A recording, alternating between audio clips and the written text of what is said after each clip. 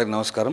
13వ ward గుర్రాల సంతోష శ్రీనివాస్. 13వ వార్డులో పోటీ చేయడానికి ప్రజలందరి ఆశీర్వాదంతో ముందుకొస్తున్నాం. కాబట్టి ప్రజల మధ్యనే 10 ఏళ్ళ బట్టి ప్రజల మధ్యనే అరణిశలు వారి సమస్యలు ఏమున్నా కూడా నేనంటూ ఉన్నానుకుంటా వాళ్ళ వెన్నంటనే వండుకుంటా ఈ రోజు వరకు కూడా ప్రజల మధ్యనే ఉంటున్నాం. కాబట్టి 13వ వార్డుల అభివృద్ధికి మేము తోడ్పడతామని, అదేవిధంగా 13వ వార్డుల ఏ సమస్యలు ఉన్నా కూడా మేము దగ్గరుండి ఎమ్మెల్యే గారి సహకారం మా మీద ఉంది. కాబట్టి ఎమ్మెల్యే గారి ఆశీర్వాదం మేము ఒక 10 ఏళ్ళ సంది ఎమ్మెల్యే గారి వెంటనే మేము జర్నీ చేస్తున్నాం. ఎమ్మెల్యే గారు ఏది ఉన్నా కూడా ఈ పని మాకు అవసరమని కూడా ఎమ్మెల్యే గారు అందుబాటులో ఉంటాడు. ఆ పని అవసరం ఉంటే కూడా ఆఫీసర్లకు చెప్పి దాన్ని అభివృద్ధిలో భాగంగా తీసుకుంటాడు. తీసుకొని అవసరం ఉంటే వెంటనే ఇమీడియట్లీ సాక్ష్యం చెప్పిస్తాడు. 13వ వార్డు అభివృద్ధి కావాలనుకుంటే గుర్రాల సంతోష శ్రీనివాస్ గారిని గెలిపిస్తే మేము పాలకుడిగా కాకుండా సేవకుడిగా సేవలు అందిస్తామని చూస్తున్నాం. అదేవిధంగా గత 19 కోవిడ్ వచ్చిందని అందరూ ఇబ్బంది పడుతున్న తరుణంలో కూడా మేము కూడా ఈ సమాజానికి ఏమన్నా చేయాలని ఒక సంకల్పంతో ముందుకు వచ్చినాం. 13వ వార్డు ఇదే ఇంట్లోకి వెళ్ళి మేము జర్నీ చేసినాం.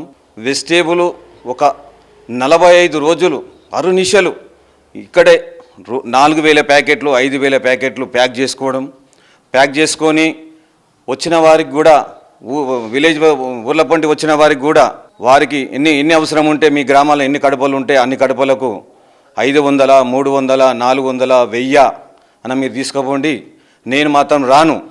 అక్కడ ఏ సమస్య ఉన్నా కూడా నా నిత్య వస్తువులు ఏమైనా ఉన్నా కూడా నాకు ఇంటిమేషన్ ఇవ్వండి, నేను ఇక్కడ ప్యాక్ చేసుకొని పెట్టుకుంటా అని వాళ్ళకు ధైర్యాన్ని నింపడమైంది. వాళ్ళు కూడా నాకు అన్న ఇంత గొప్ప పని చేస్తున్నావు అన్న, మంచి ఆలోచన వచ్చింది నీకు, నిన్ను చూసి ఇంకా కొంతమంది మారుతున్నారు అన్న. అంటే ఈ కోవిడ్ టైంలో కూడా అందరు బయటికి రాకుండా ఇబ్బంది పడుతున్నారు. ఆ ఇబ్బంది పడుతుంటే కూడా అందరూ దూరమే ఉంటారు. నేను అట్లా కాకుండా నేను ప్రజలలోకి వెళ్ళిపోయినా. అన్న నీకు కరోనా వచ్చింది, నువ్వు భయపడకు, నీకు 14 రోజుల క్వారంటైన్లో ఉన్నావు కదా, కూరగాయలు, ఎగ్స్, ట్యాబ్లెట్స్, నీకు సంబంధించిన వాటర్ క్యాన్లు అన్నీ నేనే పోయి అక్కడ పెట్టి అన్న మీరు ధైర్యంగా ఉండండి, నేనున్నా, అర్ధరాత్రి ఫోన్ చేయండి, మీకు ఏ ఆపతున్నా నేను ఉంటానని వాళ్ళకి ధైర్యం నింపిన. అదేవిధంగానే సేవ చేసిన. మళ్ళా కూడా ఎవరన్నా చనిపోయిన వారిని కూడా వారు భయపడి దగ్గరికి పోకుంటే నేనే దగ్గరుండి వాళ్ళ దాన సంస్కారాలు కూడా చేసి వచ్చిన క్రమంలో కూడా మా ఇంట్లో ఫ్యామిలీ మొత్తం కరోనా వచ్చినా కూడా మా ఫ్యామిలీ ఇప్పుడు కూడా ధైర్యం చేయలే. చేస్తుండే కదా ఏం కాదు, కానీ మేము కూడా ఒక 14 క్వారంటైన్లో ఉండి మళ్ళీ మాకు నెగిటివ్ వచ్చినాక కూడా మళ్ళీ నేను ఆపలే జర్నీ.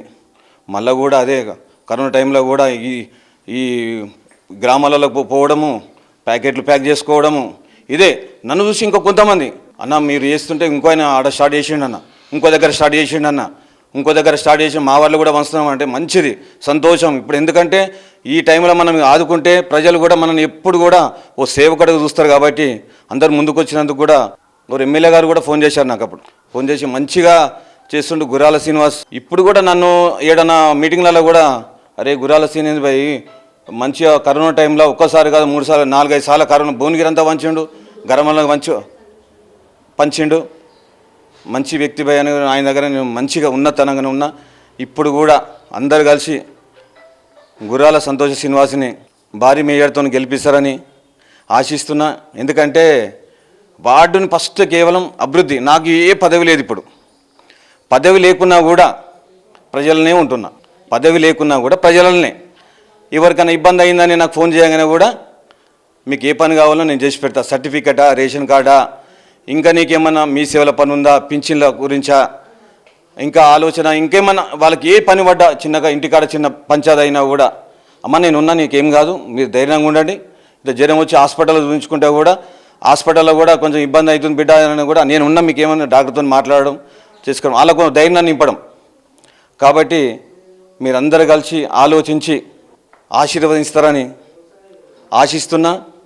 మీ కొడుకులాగా, మీకు బిడ్డలాగా, మీకు తమ్ముళ్ళలాగా మీరందరూ నన్ను ఆశీర్వదిస్తారని చూస్తున్నా.